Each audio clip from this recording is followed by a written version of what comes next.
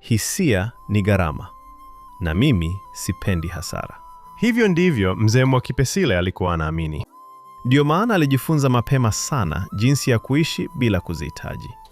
Hakupenda kuomba msaada, hakupenda kumtegemea mtu, na zaidi ya yote, hakupenda kujifunga na watu. Miaka mingi iliyopita alikuwa na familia, mke na mtoto mmoja wa kiume, lakini maisha yake yalikuwa kwenye mstari mmoja tu: kufanikiwa. Alifanya kazi usiku na mchana, safari zisizoisha, mikutano isiyo na mwisho. Na kila mara mke wake alipomwambia, unapoteza familia yako, alikuwa anajibu kwa sentensi moja tu: nafanya hivi kwa ajili yenu. Lakini ukweli ulikuwa tofauti. Alikuwa anafanya kwa ajili yake. Siku moja, baada ya mabishano makubwa nyumbani, mke wake alichoka. Hakupiga kelele, hakutishia. Alisema tu kwa sauti ya kawaida, siku moja utafanikiwa, lakini hutakuwa na mtu wa kusherehekea naye. Ndani ya wiki chache akaondoka, akaenda na mtoto. Mzee Mwakipesile hakuwafuata. Alijipa sababu: watakuja wenyewe wakiona nimefanikiwa. Miaka ilipita, na kweli akafanikiwa, zaidi ya vile hata yeye alivyowahi kufikiria. Lakini hakuwahi kujaribu kuwatafuta tena, kwa sababu kadri muda ulivyokwenda ndivyo ulivyokuwa vigumu zaidi kukubali kuwa alikosea. Mpaka siku moja alikuwa anaendesha gari lake usiku. Barabara ilikuwa tulivu. Ghafla akamwona kijana mmoja pembeni ya barabara. Alikuwa ameumia. Inaonekana alipata ajali ndogo. Watu wengine walikuwa wanapita tu, hakuna aliyesimama. Kwa sababu ambayo hata yeye hakuiweza kuelewa, mzee Mwakipesile alisimamisha gari.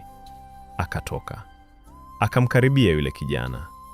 Kijana alikuwa na maumivu, lakini macho yake yalikuwa na kitu cha ajabu.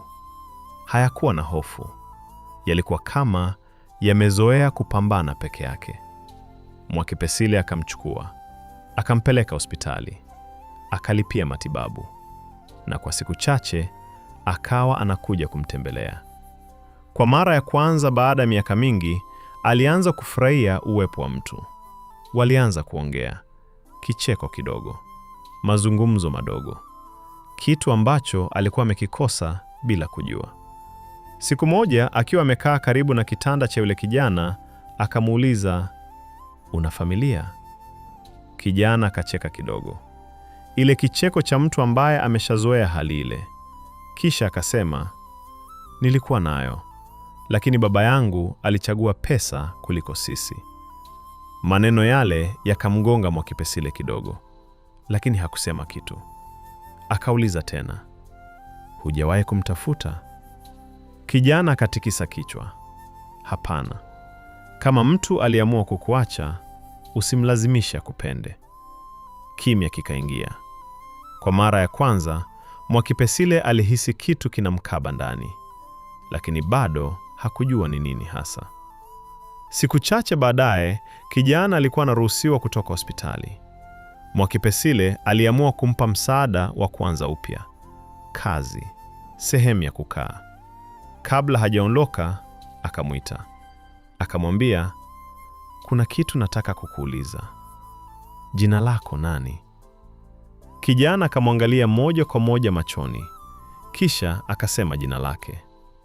Na hapo dunia ilisimama, kwa sababu hilo lilikuwa ni jina ambalo Mwakipesile alikuwa hajalisikia kwa miaka mingi, lakini halikuwahi kutoka kichwani mwake: jina la mtoto wake. Macho yake yakaanza kutetemeka. Akamwangalia vizuri yule kijana, uso, macho, hata ile namna ya kuongea. Kila kitu kilianza kuunganika. Kwa sauti ya chini, karibu ya kutetemeka, akauliza, mama yako anaitwa nani? Kijana akataja jina. Hakukuwa na shaka tena. Huyo alikuwa mwanaye. Miaka yote ile alikuwa anaishi maisha yake bila kujua baba yake ni nani hasa. Na sasa walikuwa wamekutana. Lakini kabla Mwakipesile hajasema chochote, Kijana akachukua begi lake, kisha akasema, asante kwa kila kitu ulichonifanyia. Akasimama, akaanza kuondoka. Mwakipesile akafungua mdomo wake kutaka kusema ukweli, lakini hakuna neno lililotoka, kwa sababu ghafla alielewa kitu kimoja: hakuwa na haki tena ya kujiita baba yake, na hata angesema ukweli isingebadilisha chochote.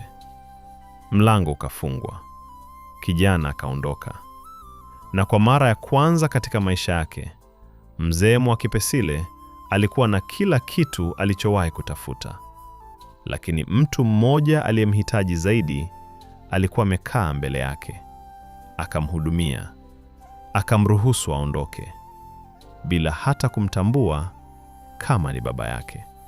Watu wengi wanafikiri muda utaweka mambo sawa, lakini kuna mambo muda hauyaponyezi. Unapoacha watu nyuma, hawabaki pale pale wakikusubiri. Wanaendelea na maisha yao. Wanajifunza kuishi bila wewe. Na siku utakaporudi, huenda ukawakuta, lakini si kama ulivyowaacha. Na wakati huo, hutaumia kwa sababu umewapoteza. Utaumia kwa sababu ulipata nafasi ya kuwa nao, ukaipoteza mwenyewe.